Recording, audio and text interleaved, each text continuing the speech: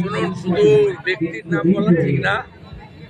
পশ্চিমবঙ্গে যতগুলো medical college আছে আমি শুনেছি সেখানে ইডি হানা দিয়েছে। এটা নতুন কেস নয়। বেশ কিছুদিন আগে কলকাতাতে আমাদের electronics complex PSA NRI medical কোটাতে অ্যাডমিশন নিয়ে একটা দুর্নীতি হয়েছে। এতে সব মেডিকেল কলেজ যুক্ত পশ্চিমবঙ্গ সরকারের স্বাস্থ্য দপ্তর, ডাইরেক্টর অফ মেডিকেল এডুকেশন, তারা এক্সটার্নাল অ্যাফেয়ার্স মিনিস্ট্রির এনওসি ছাড়া ফ্রড করে 18 সাল থেকে এই ধরনের অ্যাডমিশন করিয়েছেন এনআরআই কোটাতে। এবং এটা কলকাতাতে যে ইলেকট্রনিক্স কমপ্লেক্স পিএস রয়েছে বিধাননগর, সেখানে এফআইআর হয়েছিল।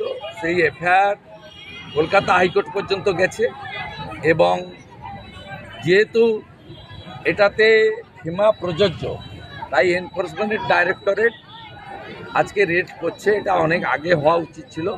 এবং শুধু মেডিকেল কলেজ নয়, 18 সাল থেকে অদ্যাবধি director of medical education DME এরা বিপদে পড়বে, এটুকু আমি বলতে পারি।